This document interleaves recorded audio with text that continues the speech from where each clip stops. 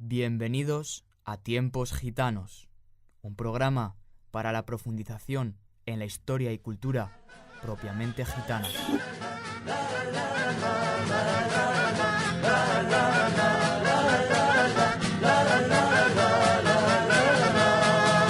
Y está la jota que canta, yo por lo que estoy oprimida.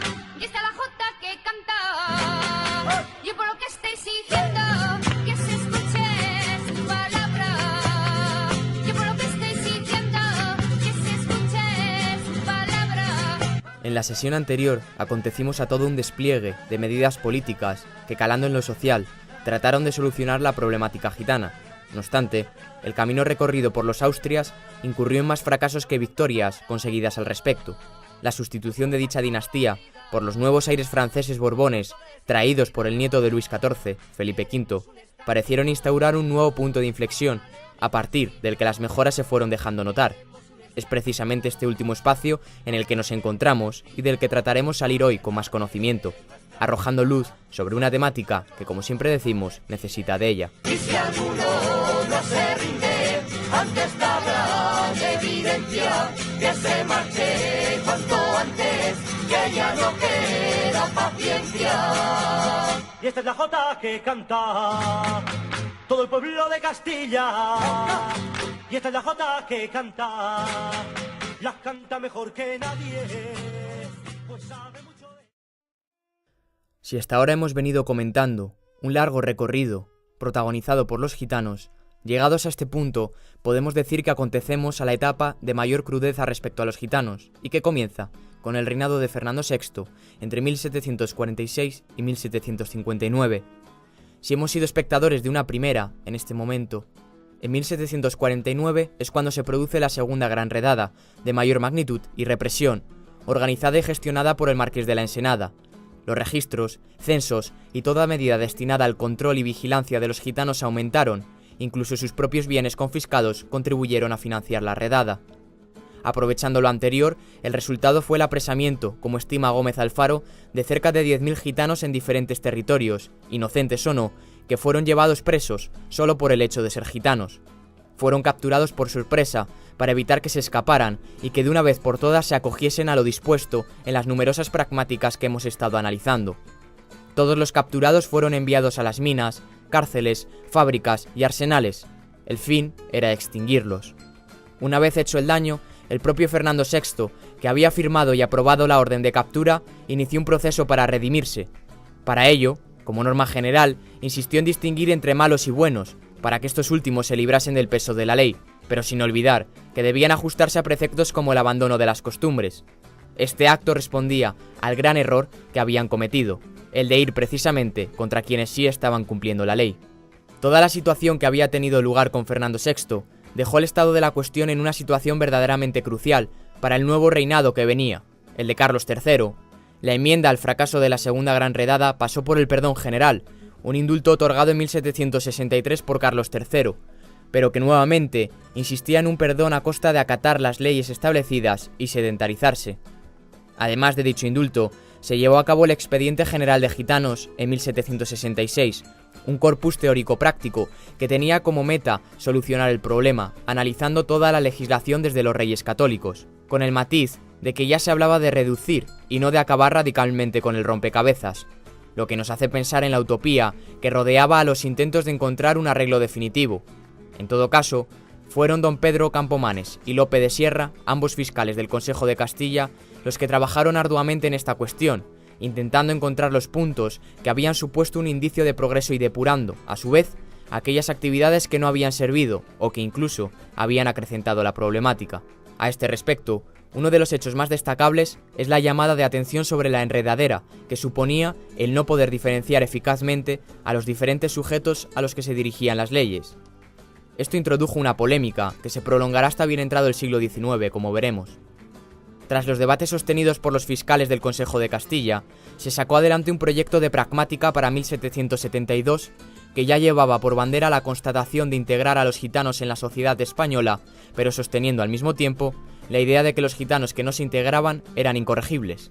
Por tanto, subsistía el pensamiento de que el gitano era, per se, un elemento culpable a efectos legislativos, ya que si se integraba, podríamos decir que era entendido como un abandono de la gitanidad que algún día les había caracterizado.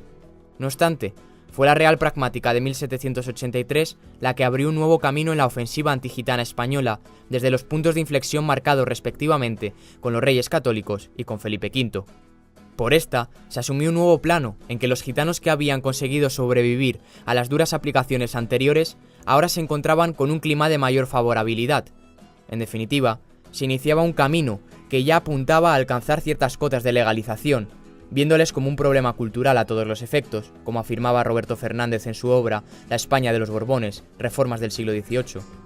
De cualquier manera, esto seguía siendo un duro golpe, ya que ahora es cuando vemos claro lo que adelantábamos sobre el proyecto de 1772. La integración se cumplía a costa de la pérdida de la identidad.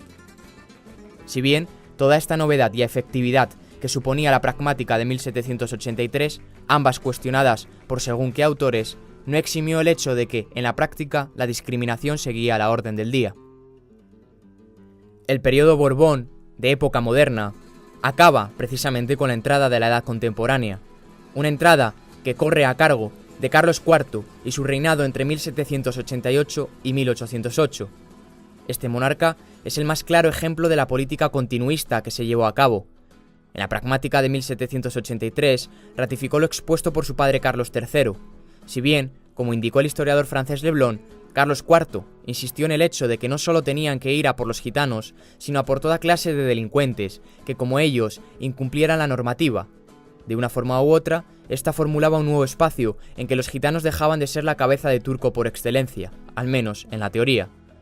Esto último responde a un hecho clave, el intento de racionalizar y dotar de mayor efectividad a la problemática gitana, siguiendo la tónica general buscada desde Felipe V. Una práctica que, aunque no cosechó los frutos esperados, sí que presentó una notable mejoría respecto a las políticas iniciadas por los Austrias. Una convalecencia que a todos los niveles se hizo más grande con el abandono del antiguo régimen y la entrada del nuevo Estado liberal de derecho, que trajo consigo proclamas como la de humanizar las penas. Sin embargo, como sabemos a grandes rasgos, la vorágine que supuso la situación política española vio, tras el trienio liberal, un regreso a la monarquía absoluta, por lo que, hasta bien entrado el siglo XIX, el antiguo régimen siguió dando sus últimos coletazos.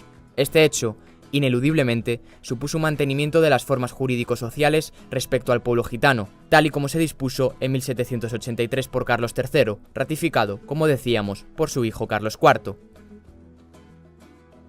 Como señaló Alejandro Martínez Dier en su tesis de 2007, ratificando a su vez lo recogido en la obra de Francisco Aguado, de lo dispuesto durante la regencia del hermano de Napoleón en el reglamento del Cuerpo General de Gendarmería, poco hay que decir, ya que fue un suspiro administrativo que desapareció en 1813. No obstante, respecto a José Bonaparte, es lógico pensar que no supuso un espacio de paz y calma para los gitanos, ni siquiera para ningún otro sujeto considerado peligroso para el orden público. Pero dejando atrás la contradicción entre españoles y franceses, vuelve el absolutismo de Fernando VII. Dos son los documentos que acompañan decisivamente el mandato absolutista de este monarca. Por un lado, la Real Cédula de 1814 y por otro, la Real Orden de 1827. Esta última fue de suma importancia, ya que disponía un mayor cuidado y organización administrativa en lo respectivo a la etnia gitana, e iba desde arriba hacia abajo, es decir, corregidores e intendentes eran los encargados de codificar el control y la vigilancia a nivel local. En lo que respecta al liberalismo, con el Estado liberal de derecho, la Constitución española de 1812 trató la cuestión desde un prisma más amplio, como era la vagancia en general, no siendo hasta el decreto del 11 de septiembre de 1820, ya durante el trienio liberal, cuando la represión más dura hacia los vagos, entre ellos los gitanos, se sustituyó por oficios simples en arsenales o lugares de misericordia, que permitieran la corrección de sus actitudes y no el empeoramiento, como solía suceder. No obstante, todas estas cuestiones las dejamos para más adelante, pues ya tendremos tiempo para ello.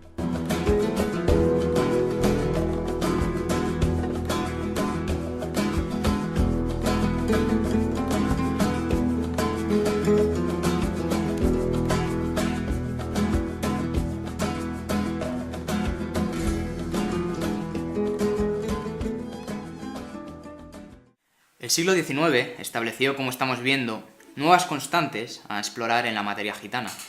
El largo recorrido que se inaugura en la etapa contemporánea despierta tensiones, a su vez, azuzadas por nuevos paradigmas ideológicos y políticos vehiculados a través de lo social.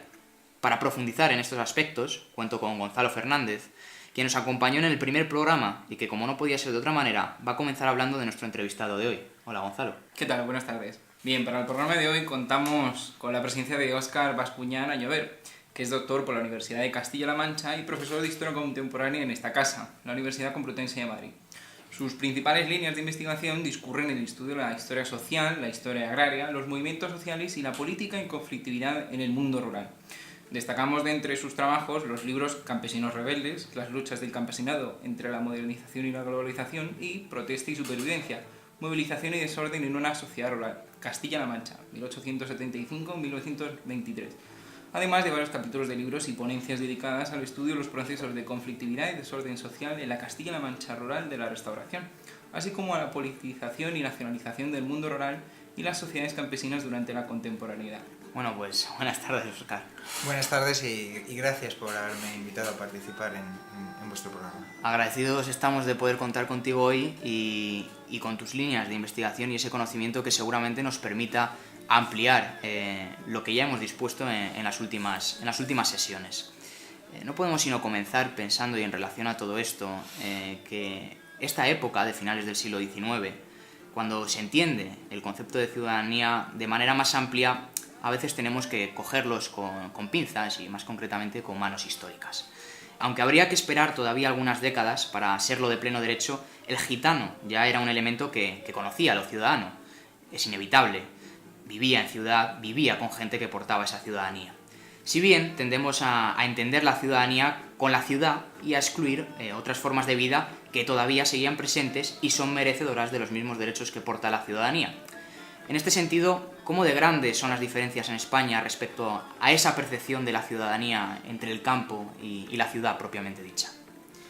Bueno, las diferencias entre un espacio y otro, entre el espacio urbano y el espacio rural, se van a mantener de forma importante, grande, entre el campo y la ciudad a lo largo del siglo XIX. El mundo urbano es amplio y diverso y el mundo rural también lo es, no es un espacio tan homogéneo. El hecho de que esa ciudadanía o esa forma de manifestar y expresar los derechos en el campo no se expresasen de la misma manera que en la ciudad, no quiere decir, o ese es mi punto de vista, que en el campo no se conociesen formas diversas de hacer política, de involucrarse en política, de gestionar los asuntos cotidianos o los conflictos cotidianos que de alguna forma pues preocupaban y ocupaban a aquellos vecinos de las sociedades rurales. No obstante, sí es verdad que bueno, el concepto o la forma de entender la ciudadanía, ¿verdad?, que el historiador interpreta en ese proceso de construcción ciudadana entre el siglo XIX y principios del XX, no va a llegar tan propiamente dicho, no va a llegar con las formas de la ciudad al mundo rural hasta que se incorporan las herramientas, los recursos y los repertorios de la política de masas en el campo, que es algo, como digo, algo más tardío, algo de finales del siglo XIX, principios del XX, y en gran medida introducido por movimientos republicanos y por supuesto por el movimiento obrero.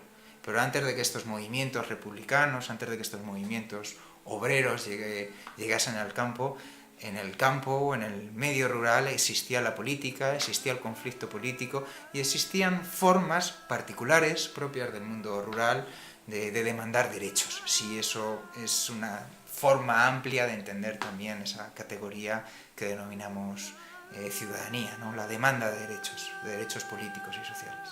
Cabe divagar, ¿no?, un poco, pero quizá podamos incidir en ello. Dada esa diferencia que existe entre el campo y la ciudad, decimos, ahora comentas que en el campo también había formas de hacer política, ¿podemos pensar que quizá en el campo existiese de manera más incipiente un elemento democratizador respecto a la ciudad, ya que conocían más de cerca la realidad que tenían los gitanos?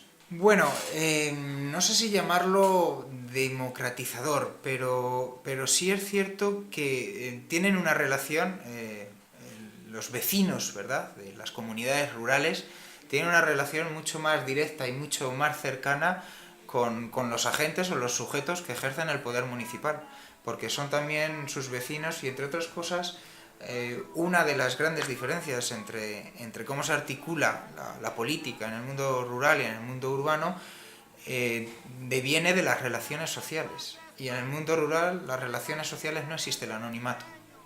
Todos se conocen. Si no son familia, en el mundo rural, al menos castellano o español, estamos hablando de comunidades en su mayoría inferiores a los 5 o 6.000 habitantes, todo el mundo, todos los vecinos se conocen, mantienen de alguna forma, si no relaciones paternales y fraternales, de vecindad, de producción. No hay nadie que escape al conocimiento.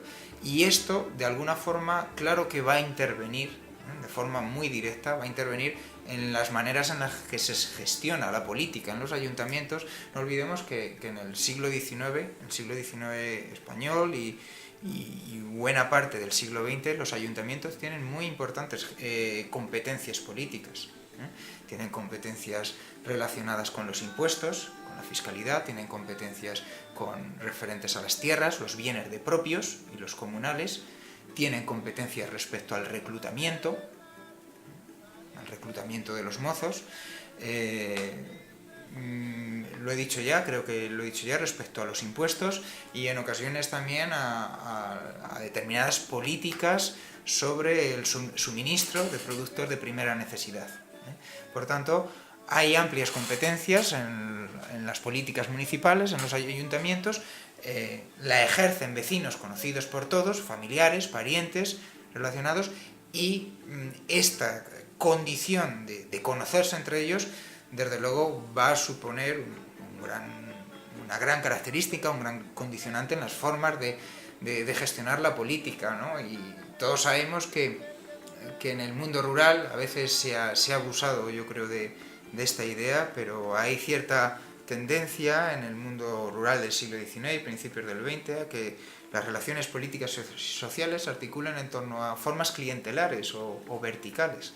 Bien, pues esto está íntimamente relacionado con este proceso, está relacionado con muchos elementos, ¿verdad? También con la desigualdad social, sin lugar a dudas, pero deviene de esta ausencia de anonimato, en las que todos se conocen y la política se articula a través de otras formas de gestionar política. Algunos autores denominarían otras culturas políticas, pero en cualquier caso culturas políticas que tienen una alta estimación por la tradición, un recurso al faccionalismo y al clientelismo, pero que también expresan otras formas de descontento, de protesta social o de movilización, de carácter ritual, colectivo, cargada, sin lugar a dudas, de un componente político muy claro.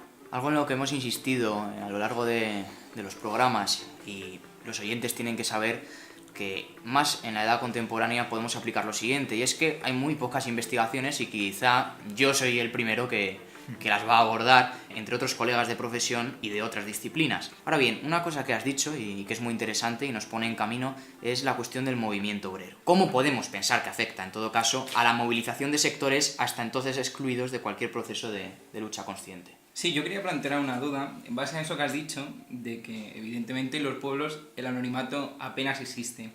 ¿Esta ausencia de anonimato llevaría, o podría llevar, por tanto, a una política más pactista por parte de los líderes políticos de los ayuntamientos y, por ende, a una tendencia mucho menos rupturista por parte de los ciudadanos de los pueblos? Es decir, que si terminan por no abrazar esos movimientos mucho más rupturistas, en tanto que todo el mundo se conoce y puede crear una gran confrontación social. La cuestión que me planteas es bastante interesante, ¿no? Y en cierto modo hay algo de realidad en lo que planteas. No sé si denominarlo pactismo, porque los que hemos estudiado el conflicto hemos descubierto que en el mundo rural está tejido, teñido de importantes conflictos sociales, de violencia política, de violencia estructural, de desigualdades, Y no olvidemos que el caciquismo o el clientelismo se articula en muchas ocasiones en base a la desigualdad y con prácticas coercitivas, sin lugar a dudas. Pero sí es cierto, es verdad, que las relaciones clientelares dejan fuera a una parte de esta comunidad. Las relaciones clientelares tienen también elementos de negociación entre partes, desde arriba y desde abajo. No solo es el cacique o el patrón el que ejerce su dominio sobre los débiles con recursos coercitivos o con favores administrativos y económicos. En muchas ocasiones también son los propios clientes, la propia clientela, los sectores más débiles que se integran en una clientela, en muchas ocasiones para sobrevivir, los que pueden exigir o pueden ejercer determinadas formas de presión sobre patronos y clientes para ser correspondidos. Y si no, pueden cambiar de patrón o pueden cambiar de red clientelar, porque no lo olvidemos, y esta es otra forma de las que se expresa la política en el mundo rural, que en todo el siglo XIX, muy especialmente en la Restauración, pero en todo el siglo XIX, en prácticamente todas las comunidades rurales, todas al menos las que yo he estudiado, había banderías caciquiles, es decir, había dos grandes familias políticas que se disputaban los beneficios y los recursos del poder. Y en esas banderías, sus clientes, existía una disputa por los recursos y las clientelas podían cambiar con facilidad de una clientela a otra. ¿Cómo se articulaban estos favores? ¿Cómo se articulaban estas luchas políticas en torno a los favores? Porque determinados vecinos de una comunidad, ante determinadas demandas que no eran colmadas por un cliente, por un patrón, por un cacique, podían libremente, no libremente, pero sí podían cambiar decididamente de clientela o optar en las elecciones por el otro candidato. Esto lo vemos de forma muy clara al estudiar las elecciones en la Restauración. Si estudiamos las elecciones en la Restauración, nos podemos dar cuenta, si estudiamos solo las elecciones a Cortes, las elecciones al Congreso, ahí parece que todo estaba dominado, ¿verdad?, por el consenso. Los candidatos se designaban en Madrid, en las Cortes, y casi de forma automática salían elegidos en las elecciones del Distrito de Cortes. Pero si estudiamos las elecciones a concejales, lo que hoy denominaríamos las elecciones municipales, nos daríamos cuenta de que están mucho más disputadas, muchísimo más disputadas, porque la participación también es mucho mayor. Y precisamente esto conecta con la cantidad de competencias que gestionaban los ayuntamientos. Una de las cuestiones que sacaron a relucir los estudios sobre sociología electoral de la Restauración es que cuando las elecciones eran por sufragio censitario y tenía lugar una campaña electoral, por sufragio censitario era más fácil ganarse el favor de los votantes a través de pequeños favores individuales. Pero cuando se aprueba el sufragio universal masculino a partir de 1890, esos favores administrativos, políticos o económicos que eran individuales ya tienen dificultades para atender a un número de votantes más amplio. Y esos favores individuales paulatinamente se empiezan a transformar en favores colectivos para una comunidad. Es decir, infraestructuras en obras públicas para determinadas poblaciones, llevar el ferrocarril, arreglar los caminos, pues intentar ser persuasivo o condescendiente en los reclutamientos al ejército, y otra serie de prebendas, ¿no?, pero que afectan a la colectividad, lo cual nos está diciendo que hay una competencia mayor. Hay un elemento también muy importante en las elecciones, que se compran los votos. Y los votos, a partir de la segunda década de 1910, si se compran es que hay competencia. Están exigiendo un esfuerzo económico al cacique o al patrón, tiene que comprarlos. Y las elecciones, por los estudios que hemos podido llevar a cabo, la compra de votos, a partir sobre todo de 1915, 1916, cuando, y ahora voy a tu cuestión, el movimiento obrero también, la política de masas empieza a llegar al mundo rural, los votos empiezan a ser cada vez más caros. Hay una competencia política mayor. Me preguntaba Rafael por el movimiento obrero, creo, recuerdo. Sí, voy a intentar enlazar la cuestión. Bueno, el movimiento obrero tiene una gran importancia en la forma en la que llega al espacio y al mundo rural, porque de alguna forma está transformando la cultura política. Se convierte en un agente modernizador, y algunos autores defienden que el movimiento obrero se convierte en un agente de construcción ciudadana, un agente de construcción ciudadana en el campo, porque de la mano del movimiento obrero llegan al campo, se desarrollan nuevas formas de hacer política. No quiere decir que las antiguas desaparecieran, no quiere decir que estas sean mejores, son diferentes y se articulan y se expresan de otras maneras. El movimiento llega al campo y pretende construir nuevas formas de asociacionismo, sociabilidad voluntaria y formal, a través de sus ateneos, a través de sus mutualidades, de sus cooperativas, de sus casas del pueblo. Es un asociacionismo voluntario, formal, con listas de asociados y militantes. Pretende construir una identidad, un sujeto político, una identidad política que trasciende el ámbito local. Las protestas que vemos en el siglo XIX, principios del XX, en el mundo rural, no trascienden el ámbito de lo local. Lo que pretenden, en la mayoría de los casos, cuando se manifiestan, por supuesto a través de tumultos, de motines, así los denominaba la autoridad, la multitud que protestaba nunca decía estoy protagonizando un motín, estoy protagonizando una algarada, un tumulto. Decían o pretendían con sus formas de protesta hacer justicia.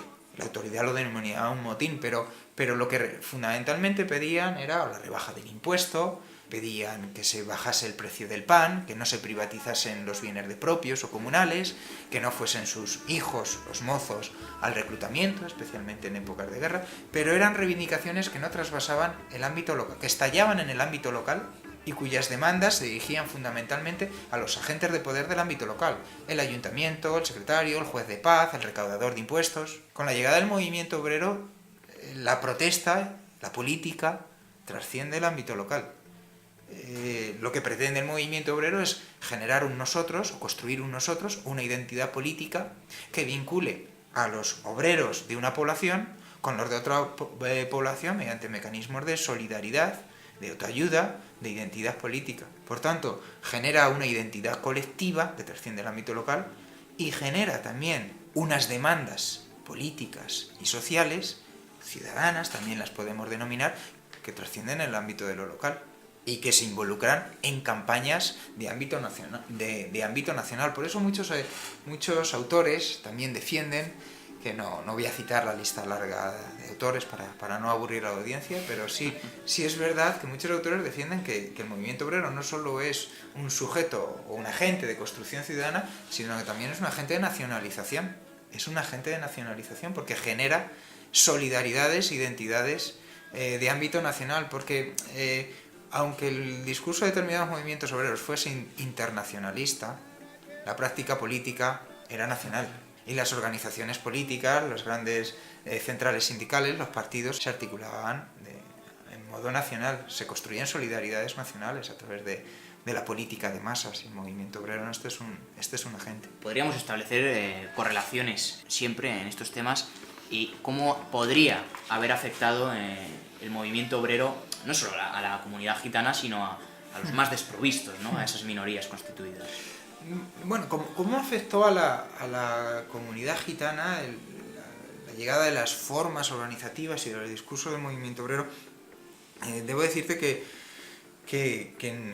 lo desconozco en profundidad para poder darte una contestación más o menos sólida, ¿no? Y porque entre otras cosas creo que está por estudiar, sí, y espero que seáis vosotros o algunos de vosotros los que recojáis el guante, ¿verdad? Porque es uno de los grandes vacíos historiográficos, lamentables vacíos historiográficos de nuestra historia contemporánea, ¿no? La cuestión gitana no ha sido estudiada para nada. Parece que la exclusión, ¿verdad?, que han sufrido social y política que han sufrido los gitanos, parece que, ¿verdad?, que se ha trasladado también al ámbito académico, donde hasta creo que hace poco, si no siguen siendo, son invisibles. Pero sí es verdad que el movimiento obrero tiene cuando llegan el discurso y las formas del movimiento obrero al campo, se encuentra con importantes dificultades. Y esto creo entender que pasará o pudo pasar también con la cuestión de los gitanos. Evidentemente el discurso obrero tenía un relato emancipador, pero eso no quiere decir que todos los protagonistas del pasado asumiesen ese relato emancipador, porque va a haber otros discursos que también pretenden desarrollar otras formas o discursos sociales o emancipadores a su manera, porque las propias formas del clientelismo y del caciquismo pone importantes barreras al movimiento obrero. Como sabéis, la forma de protesta, ¿verdad?, más principal del movimiento obrero es la huelga, ¿no? No solo la huelga, pero la huelga, ¿verdad? Siempre que pensamos en el movimiento obrero, pues la huelga es la forma de protesta principal del movimiento obrero. Y hubo muchas menos huelgas en el campo que en la ciudad. Eso no quiere decir que la situación social en el campo fuese mejor que en las ciudades. Hubo muchas menos huelgas por otras cuestiones de sociología histórica en la que habría que indagar, quizá porque las oportunidades o las dificultades para organizar una huelga no es lo mismo un motín, muchas son por la noche, los que participan en el motín en muchas ocasiones se ocultan entre la multitud de la noche, que formar parte de una huelga donde detrás suele haber pues un consejo, una comisión, una junta que ha convocado la huelga, unos trabajadores afiliados e inscritos a la asociación de resistencia, a la Casa del Pueblo, es decir, son más fácilmente identificables. Había menos huelgas por muchas dificultades. Eso sí, en el campo había menos huelgas, pero solían ser muy violentas. Menos, pero más violentas. Lo cual no quiere decir que los elementos coercitivos eran importantes en el campo. Los gitanos, la relación compleja, siempre existió una relación compleja entre los gitanos, ¿verdad?, entre la comunidad gitana y la comunidad que no es gitana, y creo que el movimiento obrero, a pesar de su discurso internacionalista, pues no consigue del todo, o no siempre, o no en todas ocasiones, no consigue romper esas barreras, ¿verdad? El movimiento obrero tiene un discurso de hermandad entre los subalternos, entre los desposeídos, entre el proletariado. Sin embargo, vemos, y al estudiar determinadas minorías o comunidades con particularidades culturales, religiosas, sociales, vemos que el movimiento obrero no consigue rebajarlas, ¿verdad? Y eso nos obliga a tener que manejar otros elementos culturales en nuestro análisis, más allá del propio análisis de clase, ¿verdad? Tenemos que incorporar a nuestros análisis o a nuestras herramientas metodológicas cómo están actuando ahí determinados elementos culturales para entender esa relación compleja que ni siquiera el movimiento obrero consigue romper del todo. Eso de la cuestión de la no existencia del anonimato, yo creo que es capital para entender las relaciones en el campo. Algo que yo creo que muchas veces los que somos más urbanitas no logramos tener tan en cuenta, ¿no? Que en el campo pues casi todo el mundo es familiar tuyo o tienes unas relaciones económicas muy, muy dependientes con ellos. Sí, exacto. No olvidéis que el que gestiona el ayuntamiento, el que recauda los impuestos, puede ser un miembro de la comunidad y sabe puede saber las propiedades que tiene, sabe el secretario del ayuntamiento, porque está registrado en los amillaramientos cuáles son tus bienes, cuál es tu familia, dónde trabajas.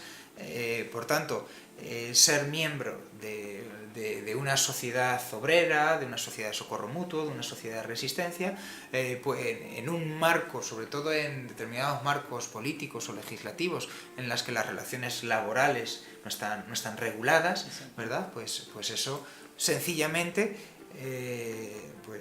casi un motivo de destierro. No de no destierro, físico, pero sí social, es decir, puede ser un motivo de despido. Bueno, de despido no, porque no existe el despido, perdón, de no contratación. Sí, exacto. Un motivo de no contratación no solo de ti, sino de los tuyos. Porque en el mundo rural también la familia es muy importante, ¿verdad? No es una suma de individuos, a veces son las familias. Si estás vinculado a una sociedad obrera, pues no es que tú no seas contratado o los tuyos, sino que a lo mejor a tu mujer y tus niños, a los que se le permite prácticas fundamentales para la supervivencia en el medio rural, como era el espigueo, ¿verdad? Una vez pasada la cosecha, el espigueo que llevaban a cabo las mujeres, la recogida de leña en los bienes de propios, la rebusca, pues esto que era una práctica consentida de tiempos atrás, como una especie de servidumbre, que tenía el clero, la nobleza, los ayuntamientos, con las clases subalternas, ¿verdad? Bueno, pues dejar como colchón frente a la pobreza, como mecanismo de beneficencia, podéis ir una vez hecha la cosecha, ir a rebuscar, ir a coger leña, ir a espigar, ¿verdad? Pues se le veta. Y vetárselo quiere decir que el invierno lo pasa sin calentarse, que no trabaja esos días en el campo, que no tiene recursos económicos, no tienen recursos económicos para alimentarse ellos ni sus hijos, porque la capacidad de ahorro, sobre todo en los menos indefensos, pero incluso entre pequeños propietarios de tierras, porque no olvidemos que en el campo no hay trabajo todo el año. Por eso las huelgas tienen lugar fundamentalmente en las épocas de cosecha, que es cuando más capacidad de presión tienen los jornaleros, cuando más vale su jornal, porque la cosecha hay que recogerla de manera inmediata. En el campo no hay trabajo todo el año, ni siquiera los pequeños propietarios tienen trabajo en sus tierras todo el año, y muchos pequeños propietarios en la época de cosecha también ocupan ellos o sus hijos o sus mujeres, porque los hijos son una mano de obra complementaria, en la cosecha contratados como mano de obra jornalera. Por tanto, el mundo rural también es, y aprovecho para introducir este tema, no solo está dividido entre propietarios y jornaleros, o grandes propietarios y jornaleros. Hay una zona de amplios grises, de pequeños, de medianos propietarios de tierras, que en muchas ocasiones no viven siempre mejor que los jornaleros. Tener un pedazo de tierra en propiedad no quiere decir en muchas ocasiones tener mayores recursos, porque vienen las sequías, porque vienen las heladas, las malas cosechas, porque no es suficiente para complementar tu economía, y van a vivir también en la pobreza. Lo que pasa es que los intereses son diferentes, y esto también es una de las debilidades que tuvo el movimiento obrero en el campo. El movimiento obrero en el campo, ahora pensando fundamentalmente en España o en los países mediterráneos, los partidos, especialmente los partidos socialistas, no van a tener un discurso claro, un discurso político claro sobre la cuestión agraria hasta avanzados los años 20 y 30. Su discurso conecta bien con los jornaleros, pero no con los pequeños propietarios. Que son pobres, pero son propietarios, y que se estremecen ante discursos que hablan de socializar la tierra, porque quieren conservar su tierra, y si es posible tener algo más, y como muchos jornaleros, que lo que quieren algún día es tener un pedazo de tierra. Para organizar todo esto, que nuestros oyentes ya estarán acostumbrados a ver que sacamos a relucir muchas aproximaciones, Sí. Creo que con todo lo que hemos hablado podemos organizar tres estructuras o tres aproximaciones claras: una más ideológica, una más política, que nos acerca a las formas legales e ilegales a ojos de lo entonces entendido, resistencias, donde la violencia es un elemento transversal a ambas formas en muchos casos, y una tercera aproximación que me ha parecido muy interesante y que es muy necesaria hablar, sobre todo en la contemporánea, que es esa renovación historiográfica, esos nuevos aportes y enfoques que debemos tomar en cuestiones tan complicadas como la cuestión gitana. Vamos a la aproximación ideológica por retomar un poco la cuestión del movimiento obrero. Una reflexión que nos introduce a este tema es pensar en que después de la Segunda Guerra Mundial, en un maravilloso libro de producción francesa que yo pude leer, se decía que los gitanos son los más pobres de entre los nuevos pobres, pero esto es una constante que podemos casi ver a lo largo de toda la historia. Cuando hablábamos con Carmen Sanz sobre la edad moderna, llegamos a un puerto en común diciendo que efectivamente había limitaciones, como en toda época, que impidieron absorber o integrar al gitano en esas formas legales y reconocidas socialmente. Es lógico pensar, por tanto, que en la edad contemporánea también pasa esto. Ahora bien, con esa introducción más ideologizante del movimiento obrero que venía de fuera a España, tenemos la presencia del marxismo como una cosmovisión integradora. ¿Por qué con ese discurso, y antes mencionabas algo, por qué con ese discurso el gitano y en general el obrero no abraza directamente al marxismo a verlo como una tentativa verdaderamente emancipadora a sus problemas? Bueno, la verdad es que es una pregunta... es una pregunta sabia, muy inteligente, pero de difícil respuesta, ¿verdad? Porque las realidades sociales son diversas y complejas. El movimiento o los obreros, los jornaleros, abrazan el movimiento obrero o el marxismo de una manera muy importante, pero esto tarda años en llegar a ser una realidad por diferentes condicionantes políticos, porque para que una ideología se convierta en movimiento de masas, por un lado necesita que haya marcos legales, haya un mínimo de marcos legales para que sus formas, sus discursos, sus formas organizativas se puedan propagar, ¿verdad? Necesitan tener libertad de prensa, de organización, o ciertos márgenes de libertad de prensa, de organización, de expresión, para que esto sea así. Los obreros y los jornaleros necesitan también cierta libertad para poder abrazar sin miedos estas prácticas políticas o estas ideas, sin miedos a represalias o sin miedos fundamentalmente a represalias. Y luego también tenemos que tener en cuenta que el movimiento obrero pues va a tener competidores, va a tener competidores en el campo. Desde luego el movimiento católico, ¿verdad?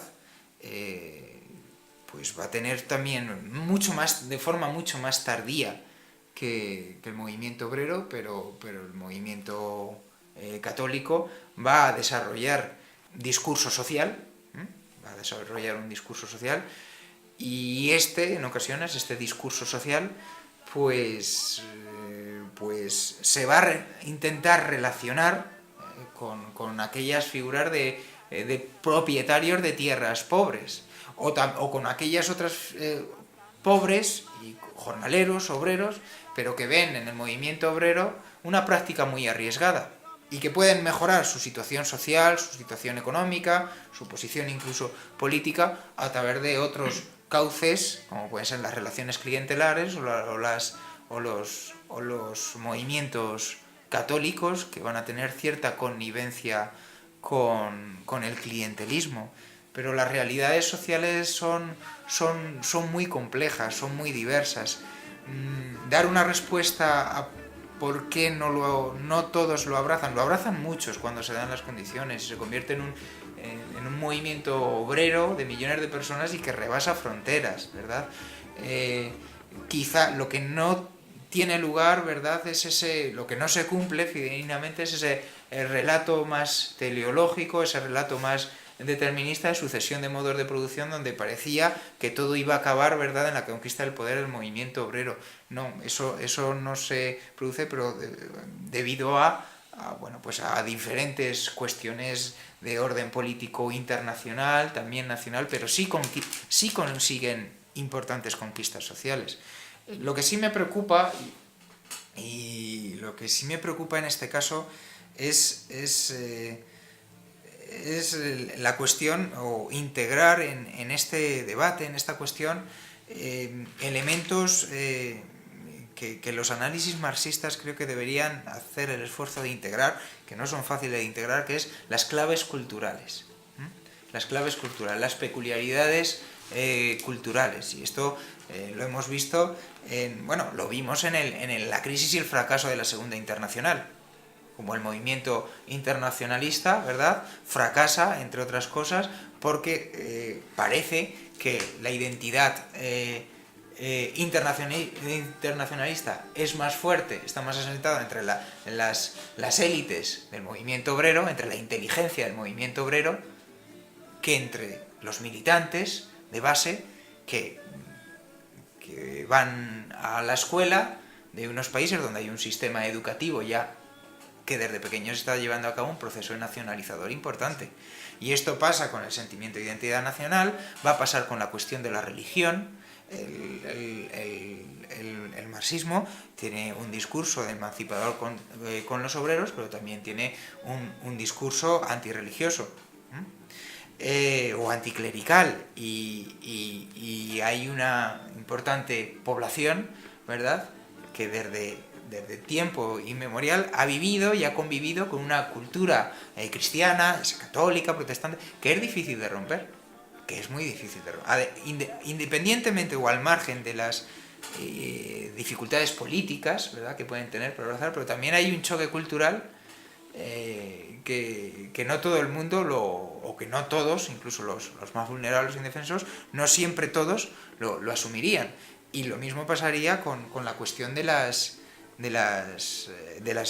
minorías, ¿no?, de las minorías nacionales, por ejemplo, en el Imperio Austrohúngaro, en el Imperio Ruso, o de las minorías culturales en estados como el español. Habría que ver también hasta qué punto, pues, esto, la responsabilidad, es decir, quizás si la comunidad gitana se integra más o menos dentro del movimiento obrero, no solo lo vamos a encontrar a través de una respuesta, creo que no solo vamos a encontrar a través del análisis de qué hacen los gitanos, cómo lo reciben los gitanos, sino también cómo se relaciona la comunidad no gitana con los gitanos. Llegan hasta ellos, se preocupan en integrarles, en hacerles llegar sus discursos. Es decir, la comunidad gitana desde abajo consigue o procura implicarse en esos discursos, y también desde arriba la comunidad no gitana intenta comunicarse, interaccionar con los gitanos. La comunidad gitana se preocupa por integrarse en las sociedades obreras. Las sociedades obreras quieren de verdad que formen sus listas de asociados los gitanos. Quiero decir, quizás antes lo que está ocurriendo es que antes de o lo que creo que puede estar ocurriendo, sin ser un gran especialista, es que no es una fractura, pero sí parecen en muchas ocasiones claro que hay claras interacciones, pero viven con fórmulas culturales diferenciadas. No sé hasta qué punto las interacciones, los diálogos, las relaciones son más o menos estrechas, y quizás esas relaciones, que no sé si en ocasiones están más teñidas de estereotipos, de prejuicios, de desconfianzas y de recelos, también de alguna forma se reflejan también en la política de masas. No lo sé, me lo pregunto, ¿no? Quizás vosotros lo podríais responder con mayor claridad.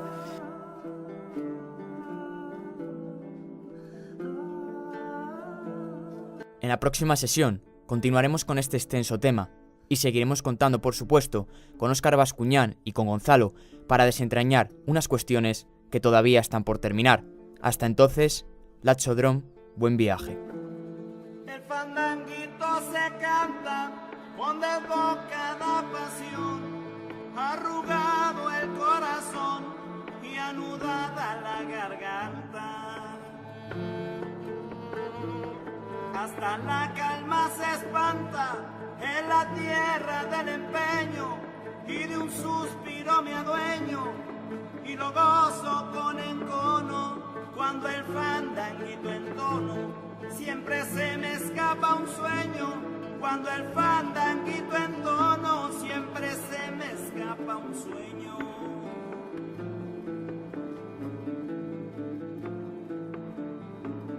Y a la hela